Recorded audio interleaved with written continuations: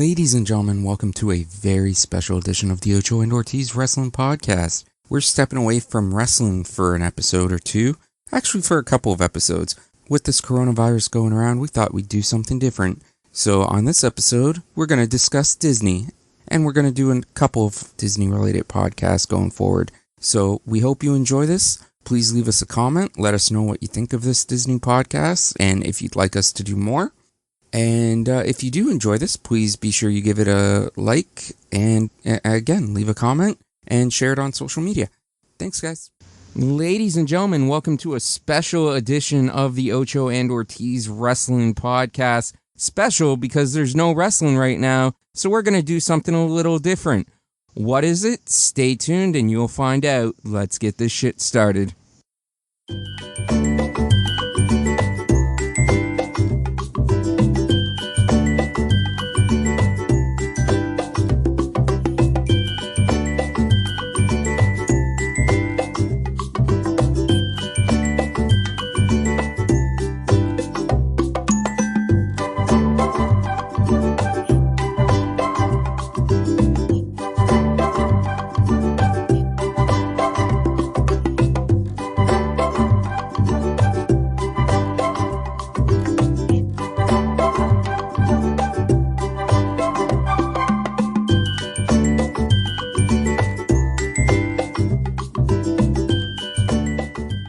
That's right, ladies and gentlemen. This is a special episode of Ocho and Ortiz. It may be something that we do more regular going forward. I don't know. I just thought it was a fun idea. I don't even really know entirely what this show is going to be, but I know how much Josh loves Disney. I enjoy Disney myself, so I thought it would be fun just to do a Disney podcast. Again, I don't have a specific format. We're just going to sort of wing it and see how it goes. We're probably going to do a couple of these over the next few weeks until everything settles down, but with a lot of wrestling on hold, I figured, you know what, let's do something fun, let's do something different, and like I said, Josh, I know you're a huge, huge fan of Disney, so I knew as soon as I texted you and asked you if you wanted to do something different, I knew you were going to jump at it as soon as I told you exactly what it was. Yeah. As soon as you said it, I literally just text you, I'm in all caps. And like, I we literally talked about this earlier today and we're doing it tonight. Yeah, I thought this was going to be a side thing. I was literally going to be like, welcome to the Ocho and Ortiz Disney podcast. Well, I would like it to be a side thing. I would definitely like it to be a side thing. But we'll see how this first one goes. It's baby steps. Baby steps. And like you did say, we are going to do a couple of these and we are going to have a guest at some point. Yeah, our friend of ours Bob will be from the Cretans Guild. Yeah, we will definitely have Bob on here because Bob is another one of those Disney fanatics as well. I mean, he does live down in Florida, so he actually gets to go to the parks quite often. So whenever we do a park episode specifically, we are definitely going to have Bob on that for sure.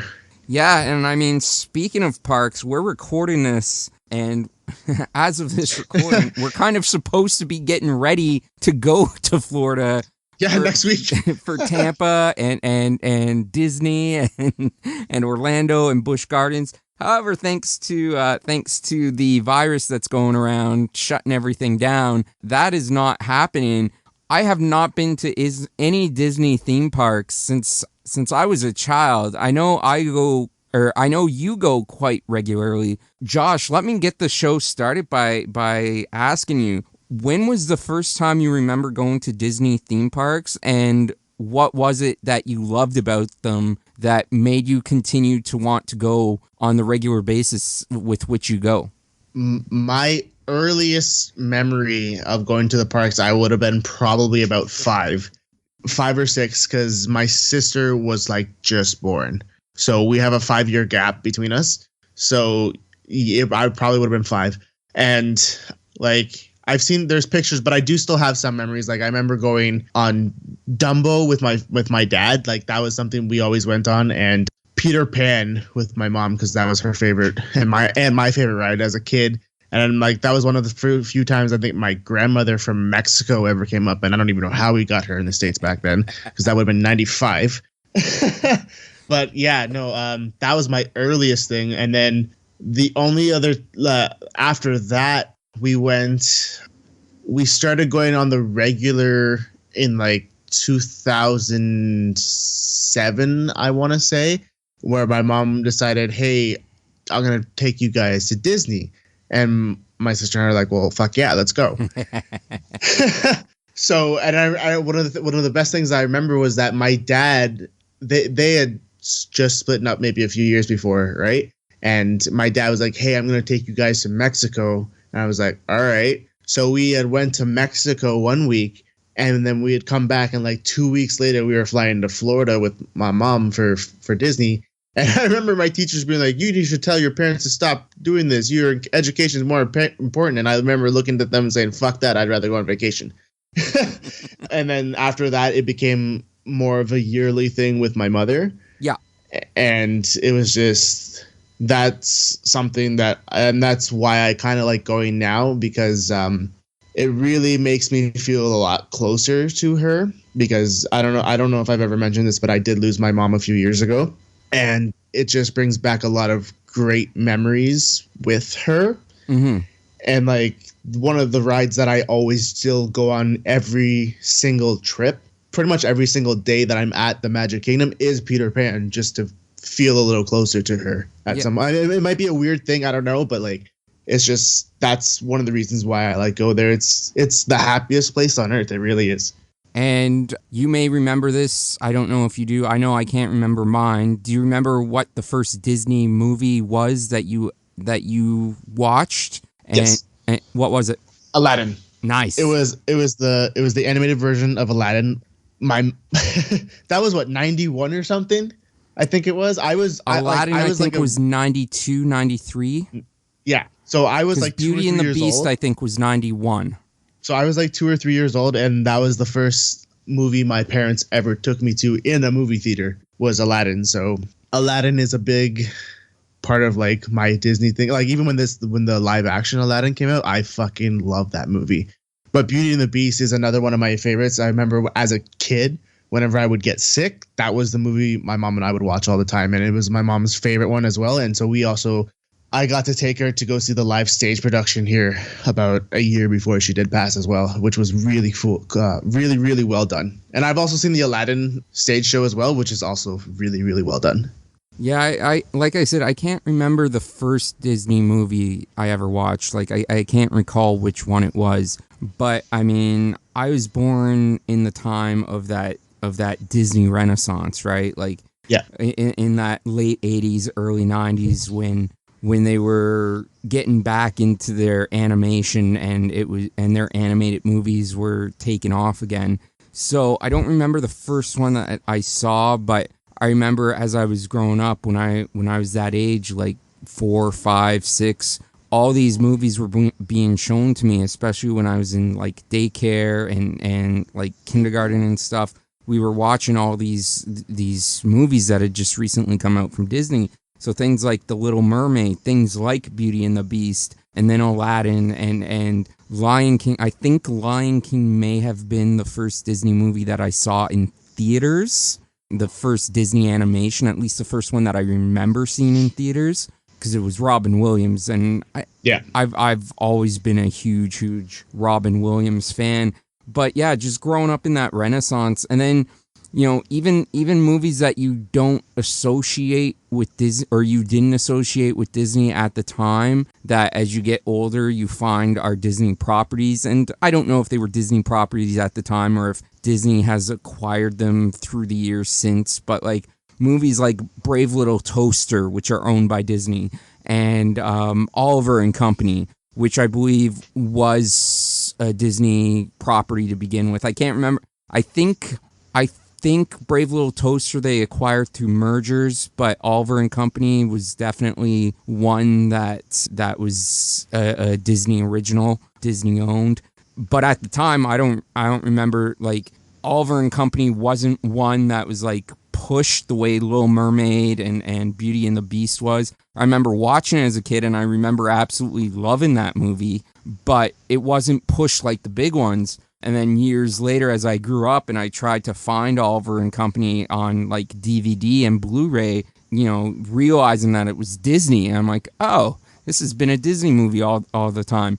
But yeah, so there's not one single movie but just the being born and raised in the age of the Disney Renaissance, I think, is what sort of ignited my love for Disney, because it was hard to go anywhere without Disney being advertised. Because Little Mermaid, I believe, was 89, Beauty and the Beast was 91, Aladdin was 92, I believe Pocahontas was 93, Lion King was 94. So it was just this explosion. Every year there was just a big, well-budgeted Disney cartoon production.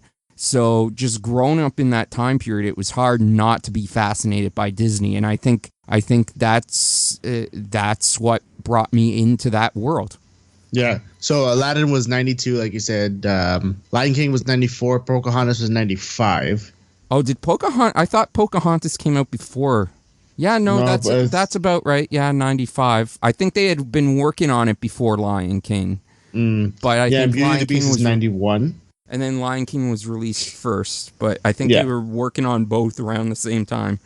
Yeah, and then but there's even some like Mulan was like 98, and that was a fucking fantastic film. Even Hunchback of Notre Dame, I think, was like 96, 97. Something like that. Like that those 90s were just like fantastic. And then that's also when they started doing the Pixar movies with Toy Story. I remember that being huge, because that was the first fully computer animated movie. Yeah. And like I said, Toy Story just was fucking amazing. Tim Allen and Tom Hanks. What's his name? Tom Hanks, right? Like that was just so beautifully put together, and like it's spawned off 3 sequels. Yeah. All of them still amazing. I don't care what anybody says. I've still only ever watched the first Toy Story. Really? Yeah, I've never seen 2 through 4. Oh man, you need an education. But you need an education on those ones. Yeah, and then all the computer animated ones that came out, branching out to Pixar. And then I remember, you sort of get older and people tend to fall out with cartoonish things. Yeah. But I remember the movie that brought me back into Disney after taking a couple years away from Disney as I grew up and became a teenager and shit, was watching Lilo and Stitch. And I remember watching Lilo and Stitch in the theater with your cousin Whiten, and I think we ended up seeing that one about 3 or 4 times in theater. And I absolutely fucking love that movie. It was just so great. And Disney had sort of stepped away and was focusing more on their computer animated stuff at the time. And this was really sort of a throwback to just the classic studio animation. So yeah, Lilo and Stitch definitely reignited my love for Disney movies in the 2000s. Yeah, Lilo and Stitch was a great movie. Now that you mentioned him, Whiten was actually one of the big reasons that we started going, because him and his mom actually used to go all the time. Like that was like a yearly trip for them. And then so one time, that first time when my mom said, "Hey, I'm gonna take you guys to Disney," and this was like without my father, Brandon actually came with us. So we all went together, and he was kind of showing us all around, to the point that I think now I've been there more than him, and I have to show him around now. But Brandon was definitely instrumental in us going there quite often. So sorry, I got distracted because I was reading a response to somebody on Twitter. But yeah, so if you had to pick a favorite classic animated Disney film and a favorite Pixar film as your 2 favorites from each genre, which ones would you go with? Oh my god, it's like the hardest question ever. Ask me my favorite wrestler, I'll tell you right now. Shit. If you want to go Pixar, then I'm definitely gonna stick with the original Toy Story. Like that's just an absolute classic. Oh man, I think I'm gonna go Beauty and the Beast. Nice. Yeah, I think I'm gonna say Beauty and the Beast. It's that and Aladdin. Those 2 are just something I can never get. I can never stop watching it. Like if it's on TV, then I'm gonna watch the whole thing. Doesn't matter where it is. It's just those I could just rewatch over and over again. That's fair. I think for me, it would probably be Aladdin for for the classic animated. I think Lion King would probably be my number 2. Like, Aladdin and Lion King on a good day could switch back and forth for me, but I think I'm going to go, if I absolutely have to make a choice and I can't sit on the fence, I'm going to go with Aladdin. Yeah. With their computer animated stuff, oh man. Give me a sec. I just have to Wikipedia because Pixar and DreamWorks, I sometimes get their titles, their movies mixed up. So I have to just search to make sure. I mean, I think for me, I would say that Brave might be one of the most underappreciated of the Pixar movies, especially in the last decade. I thought Brave was a lot better than what people give them credit for. But oh man, if I had to go my all-time favorite Pixar, I think I got to go Monsters Inc. Yeah, I was just looking at that as well. I was like, oh, Monsters Inc. is a part of that. Oh, even A Bug's Life is a part of that. Oh man, yeah, it is. Yeah, like I'm still gonna stick with Toy Story, right? But like, oh wow, Monsters Inc., Incredibles, Ratatouille, Wall-E. You know, I've actually never seen Brave. Like, and it's weird because like it was one of my mom loved that movie. I don't even know if she watched the whole thing, but I know she loved that movie. She loved the idea of Merida, that I had to go and like one time I was in Florida and I found a Christmas ornament of her. And like, I was just like, all right, here we go. Done. Well, I mean, like I said, I think it's one of the most underrated Pixar films. It had the unfortunate distinction to come out. I think it was the year before Frozen or the year after Frozen. I can't remember which. And Frozen was just a juggernaut that took off.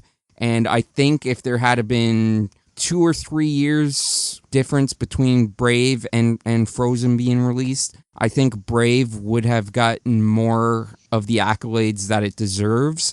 But I think because it was just so closely released to Frozen, that Frozen just completely overshadowed it in all aspects. But it was absolutely a great film, and I can't recommend you watching it enough. Although maybe I'm just biased because it takes place in Scotland, which is, you know, not somewhere that most Disney films take place. Like they're usually in you know, England or Denmark or like places like that. So to see it in like Scotland was something nice and different. I love the use of Celtic music in that film. But speaking of, you know, you've never seen Brave, you also hadn't until today or yesterday watched Frozen. So what were your thoughts on Frozen now that you've seen Frozen for the first time? I think Frozen was excellent, like really, really well done. And just a quick thing I did check. Yeah, Brave came out in 2012 in June, and then Frozen came out in November of 2013. So it was about a 1.5 year gap there. But I mean, all that it may have come out in November, but I remember like the advertising and stuff started really early for Frozen. Yeah. Like that was just a juggernaut. Yeah, no, I remember that. I was kind of reluctant to see it just because of all the hype. I'm like, nah, this is gonna be stupid. It's not gonna be good. And I just was kind of against it. And then what they did at Disney in Orlando at the Epcot, the Norway Pavilion, I think it is. Mm-hmm. They switched the ride that was called Maelstrom, which was an awesome ride. It's a water ride. They kept the same track layout, so it's still a water ride, but they rethemed it to Frozen. And I went on it. I'm like, holy shit, this is fucking fantastic. Like, that was like my favorite fucking ride for like a year. I'm like, all of the new rides that came out, I'm like, holy shit, this was my new favorite ride before like Star Wars opened. Okay.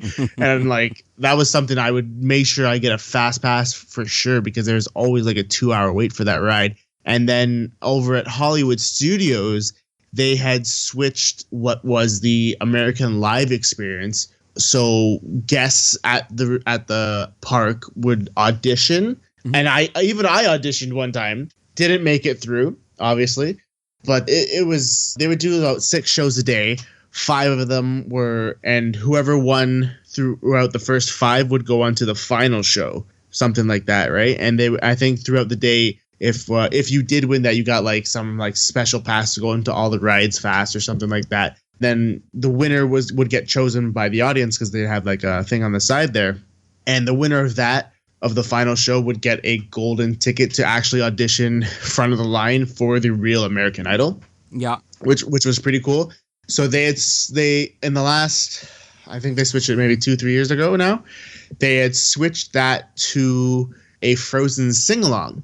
So I mean, I kind of got the story of Frozen through watching that. Mm-hmm. And again, I was pretty reluctant to go see it just because I did like the what is it called? Whatever, American Idol thing. I really did enjoy that. But I went to go see it and I was like, holy shit, this is actually really funny. It's because it's a mixture of showing clips from the movie and songs and having everybody sing along to having actual live actors there, and they're doing jokes and they're cracking jokes with the audience and this and that. It's really interactive. Like one of the guys on stage, I've seen him point at the kid in the front row who's dressed like Kylo Ren, and when Kylo Ren tries to choke him, he plays along with it. I'm like, this is fantastic. It's just awesome, right? And I'm like, wow, this is so funny. I actually might go watch the movie. And so I did finish the movie. I started it a little bit ago before Frozen 2 was going to come out. I did start it, and then I just finished it today, and I actually thought it was really, really well done. And I'm looking forward to watching the second one now. Yeah, I watched the second one for the first time the other day. In forever? Yeah. For the first time in forever. But yeah, no, I watched the first one, I watched the second one for the first time on Saturday, on Friday, because we're recording this on Sunday night. So I watched it for the first time on Friday, and for me personally, I think the story for the second one is a lot better than what the first one is, but the music and songs for the first one is better. Like the music for the second one is just, I'm sorry, I'm gonna say it's complete shit. I was not a fan of the music in this one, but overall the story I thought was really good. Definitely fills in some gaps. Also kills some Reddit Disney conspiracy theories, which we won't get into on this episode, but probably in a future episode, I definitely want to tackle that. But yeah, it fills in gaps from the first movie, kills some Disney conspiracy theories that have been circulating the internet since the first Frozen movie came out. So, I mean, I really recommend the second movie. I would just say don't expect the music to be anywhere as good as what the first one was. I mean, like, I really wasn't, because we're in March, almost April now, and I still just hear the other ones from the first one being played, right? I don't think I've actually heard a song from this one, well, the new one out at all, right? Compared to like when the first one came out, Let It Go was fucking everywhere, right? Let It Go, Do You Want to Build a Snowman? Like, yeah, there were so many different songs from the first one that would hit you all the time. But with this one, really the only song that's stuck for anybody is Into the Unknown. And then the rest of the songs just do pretty much nothing. Okay. Well, I mean, I'm still looking forward to watching it. Maybe I'll watch it tonight. I really want to watch Hercules again. I do want to go back to something I said earlier, because I'm looking at the list of Pixar movies and the release dates, and I said I think Frozen was somewhat responsible for killing the hype of Brave and derailing what should be a more appreciated movie, but I forgot, like, Monsters University was released in June 2013, so that was only a year after Brave, and I remember that movie had been hyped for at least a year, if not longer, before its release, because Monsters Inc. was so beloved, and I'm gonna rethink this, and I'm gonna say Monsters University, I think, had a lot to do with derailing the momentum of Brave and how good that movie actually was. And I think with Monsters University being such a letdown, I think a lot of, I mean, I don't know if I want to say letdown. It was still a hugely successful movie, but I think most people will agree it was nowhere close to what the original was. So I think when Frozen came out in fall of that year, in fall of 2013, I think that just kind of took any thought of people going back and watching Brave out of their heads. So I think it was a mixture of Frozen and Monsters University that sort of derailed Brave, which is unfortunate because, like I said, it's a truly, in my opinion, underappreciated movie in the Pixar canon. Yeah, that. You know what? I've actually never seen Monsters University either. That one, but yeah, that one was super hyped up, actually, when you're thinking about it. Like, I remember going to the parks and, like, everything was Monster University and barely anything for Brave. Yeah. But Monster University was just fucking hitting you anywhere you look. Actually, even to this day, if you go into certain parts of certain parks, like, you will see a Monsters University, a Monsters U sweatshirt is what you will see most. I'm not going to lie. That is definitely a sweatshirt you will see a lot. And you can fucking find it at any store on Disney property. Like, that's everywhere. Yeah, and I think the hype from that, because it was like 12 years, 11 and a half, 12 years between the release of Monsters, Inc. and Monsters University. And they were just hyping up Monsters University so much, like I said, well over a year in advance, that I think that sort of took away from Brave, which was definitely unfortunate because Brave is a great movie. But then they bounced back with Inside Out, which was another terrific movie. But I think that's where we're going to leave it for this episode of Disney, just talking about our favorite films and stuff. Like I said, there are other topics that I want to discuss moving forward, but I just thought it would be fun to do a couple of Disney-related podcasts. Hopefully this becomes a side podcast. Hopefully you guys enjoy this enough that you want to hear more Disney-related episodes. So, I mean, if you do, absolutely let us know. Give us a like if the podcasting network that you're listening on allows you to do likes. I know some do, some don't. But every single podcasting platform will allow you to leave a comment. So please be sure you're leaving us comments, letting us know what you think and if you want us to do more Disney shows. Having said that, Josh, anything else you'd like to add before we go? Yeah, no, if you like this, let us know. I'm 100% on board for this whole being a side project thing. I have a lot of Disney knowledge, and like this will be a lot of fun. I think it'll be great, and I want to do more of these shows. And I'm really looking forward to when we get Bob on at one point to do like Bob, like you said, Bob's gonna be great. Yeah, that's gonna be fantastic. As somebody who lives there and goes to it more than I do, and I consider myself somebody who goes there quite often. it'll be fun to talk shop, or not even shop, but just be fun to talk to him about different things. I mean, like I do talk to him when I am planning a trip, right? A little thing for you, I actually didn't tell you I was going to leave this as a little surprise, but I was trying to coordinate plans with him for this upcoming trip to meet up.